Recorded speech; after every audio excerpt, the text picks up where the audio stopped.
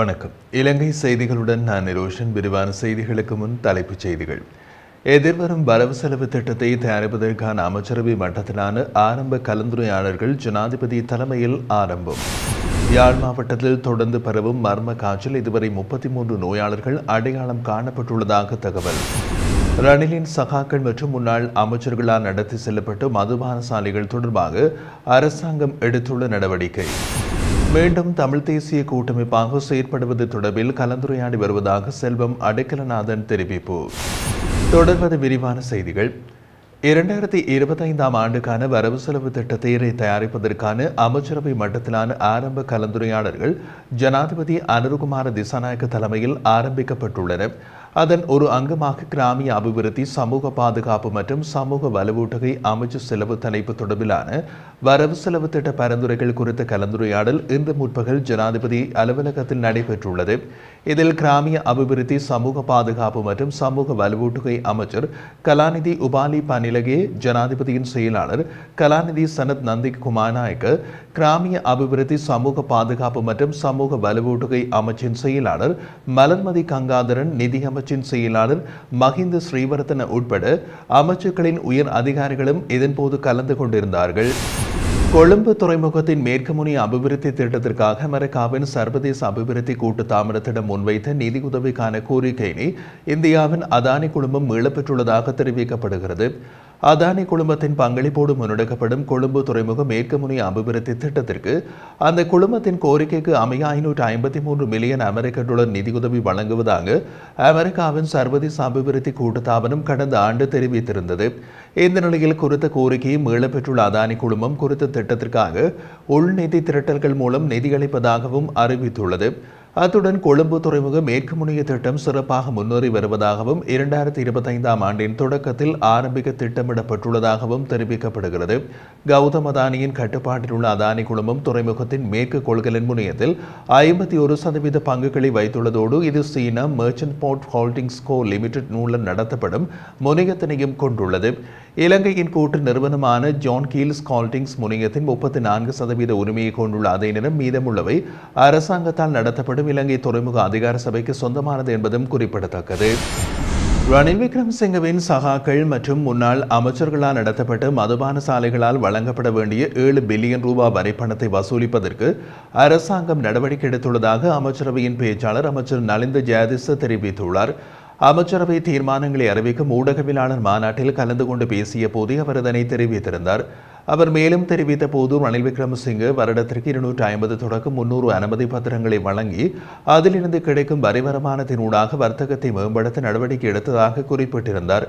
மதுபான சாலை அனுமதி பத்திரங்களை வழங்குவது சாதாரண விடயமல்ல. இவ்வாறு அனுமதி பத்திரங்களை வழங்கியதன் மூலம் கிடைக்கப்பெற்ற வரி பணத்தை சேமிப்பதற்கோ அல்லது மதுபான சாலை உரிமையாளர்கள் பெற்றுக்கொண்டு வருமானத்திற்கான வரி சுங்க திணைக்களத்துக்கு வழங்கப்படவோ அரசாங்கம் எவ்வித நடவடிக்கைகளையும் எடுக்கவில்லை. இந்த நிலையிலேயே இவ்வாறு இதுவரை செலுத்தப்படாமல் உள்ள வரியை பெற்றுக்கொள்வதற்கான நடவடிக்கைகளையே நாம் முன்னெடுத்திருப்பதோடு அலோசியஸிற்கு சொந்தமான 3 நிறுவனங்களின் அனுமதி பத்திரங்களும் ரத்து செய்யப்பட்டுள்ளது என்றார். யாழ் மாவட்டத்தில் தற்போது பரவி வரும் திடீர் காய்ச்சல் இனமும் அடையாளம் காணப்படவில்லை அல்லது எலிக்காய்ச்சல் என உறுதிப்படுத்தப்படவில்லை என சுகாதார அமைச்சின் தொற்றுநோய் பிரிவின் பதில் சமூக வைத்தியர் டாக்டர் குமுது வீரகோன் தெரிவித்துள்ளார். எலிக்காய்ச்சல் மேலும் பரவும் அபாயம் தொடர்பாக சுகாதார மேம்பாட்டு பணியகத்தில் இன்று நடைபெற்ற ஊடகவியலாளர் சந்திப்பில் கலந்து கொண்டு கருத்து தெரிவித்த போது அவர் மேற்கண்டவாறு தெரிவித்தார். இது தொடர்பாக அவர் மேலும் தெரிவிக்கையில் யாழ் மாவட்டத்தில் இனம் காணப்படாத காய்ச்சல் பரவி வருவதாக தொற்றுநோய் திணைக்களம் தெரிவித்துள்ளது. எனினும் இந்த நிலைமை எலிக்காய்ச்சலா என்பதை உறுதிப்படுத்துவதற்கான விசாரணைகள் தற்போது இடம்பெற்று வருவதாகவும் காய்ச்சல் நோயாளிகளின் மாதிரிகள் பரிசோதனைக்கு அனுப்பப்பட்டுள்ளதாகவும் கூறினார். அடையாளம் தெரியாத காய்ச்சலால் பாதிக்கப்பட்டவர்களுக்கு சுவாச கோளாறுகள் இருப்பதும் கண்டறியப்பட்டுள்ளது. குறிப்பாக நாட்டில் தற்போது நிலவும் மழையுடனான காலநிலை காரணமாக இன்ஃப்ளூயன்சா, எலிக்காய்ச்சல், டெங்கு போன்ற நோய்கள் அதிகளவில் பரவுவதற்கான சாத்தியக்கூறுகள் காணப்படுகின்றன. எவ்வாறாயினும் சீரற்ற காலநிலையில் ஏற்பட்ட வெள்ளப்பெருக்கு காரணமாக நெல் விவசாயம் உட்பட பல பகுதிகள் வெள்ளத்தில் மூழ்கியுள்ளன. இதனால் எலிக்காய்ச்சல் பாதிப்புகள் அதிகரித்துள்ளது. இதேவேளை யாழ் மாவட்டத்தில் தற்போது மர்ம காய்ச்சல் பரவி வருவதால் மக்கள் மிகுந்த அவதானத்தோடு இருக்குமாறு யாழ் மாவட்ட பிராந்திய சுகாதார சேவைகள் பணிப்பாளர் வைத்திய கலாநிதி ஆர் கேதீஸ்வரன் அறிவுறுத்தியுள்ளார். இது தொடர்பாக அவரால் இன்றைய தினம் வெளியிடப்பட்டுள்ள ஊடக அறிக்கையில் யாழ் மாவட்டத்தில் அண்மையில் ஏற்பட்டுள்ள வெள்ள நிலைமைக்கு பின்னர் பருத்தித்துறை, கரவட்டி, சாவகச்சேரி ஆகிய சுகாதார வைத்திய அதிகாரி பிரிவுகளில் ஒரு வகையான காய்ச்சல் பரவி வருகிறது. இந்த காய்ச்சல் காரணமாக யாழ் போதனா வைத்தியசாலையில் 4 இறப்புகளும், பருத்தித்துறை ஆதார வைத்தியசாலையில் 2 இறப்புகளும் ஏற்பட்டுள்ளது.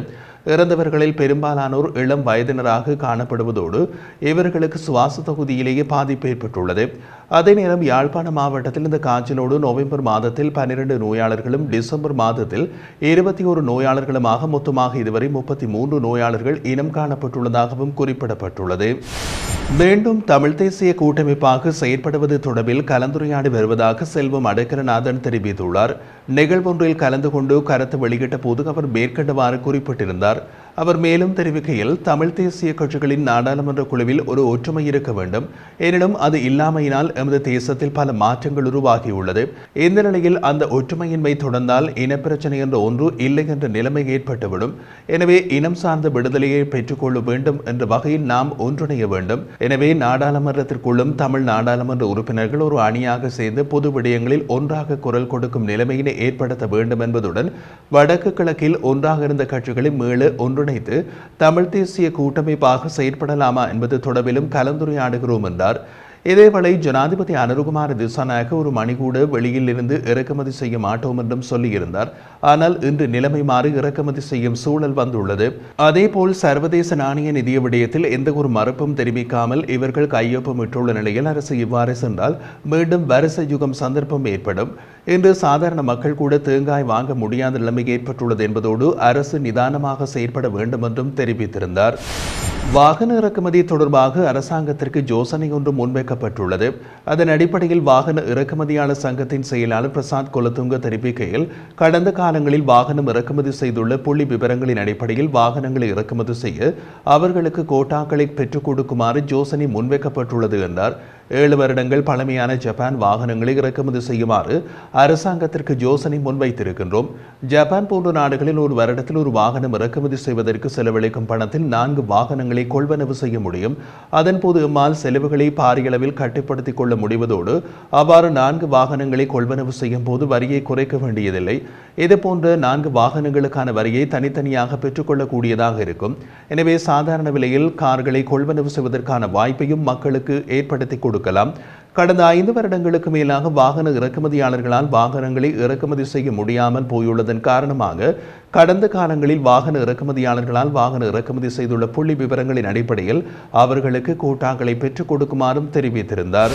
இந்திய வீட்டுத் திட்டத்தில் நுரலியா மாவட்டத்தில் தெரிவு செய்யப்பட்ட பயனாளிகளுக்கு காணி உறுதிப்பத்திரங்கள் வழங்கப்பட்டுள்ளது. அதன்படி குறித்து 4000 இந்திய வீட்டுத் திட்டத்தில் நுரலியா மாவட்டத்தில் தெரிவு செய்யப்பட்ட பயனாளிகள் 519 பேர் இவ்வாறு காணி உறுதிப்பத்திரங்களை பெற்றுக் கொண்டுள்ளனர். ஹேட்டன் தொண்டமான் தொழில் பயிற்சி நிலைய புதிய கலையரங்கில் பெருந்தோட்டம் மற்றும் சமூக உட்கட்டமைப்பு பிரதியமைச்சர் சுந்தரலிங்கம் பிரதீப் தலைமையில் இடம்பெற்ற இந்த நிகழ்வில் பெருந்தோட்ட பிராந்தியத்திற்கான புதிய அதிகார சபை ஏற்பாடுகளை முன்னெடுத்திருந்தது. இந்த காணி உறுதி வழங்கும் நிகழ்வில் பெருந்தோட்டம் மற்றும் சமூக உட்கட்டமைப்பு பிரதியமைச்சர் சுந்தரலிங்கம் பிரதீப், தேசிய மக்கள் சக்தியின் நுரலியா மாவட்ட நாடாளுமன்ற உறுப்பினர் கலைச்செல்வி, கண்டிக்கான இந்திய துணை தூதுவர் சரண்யா, பெருந்தோட்டம் மற்றும் சமூக உட்கட்டமைப்பு அமைச்சின் செயலாளர் பிரபாத் சந்திரகீர்த்தி, பெருந்தோட்ட பிராந்தியத்திற்கான புதிய அதிகார சபையின் பணிப்பாளர் நாயகம் டி பங்கமுவ அமைச்சின் அதிகாரிகள் உட்பட பலரும் கலந்து கொண்டிருந்தனர்.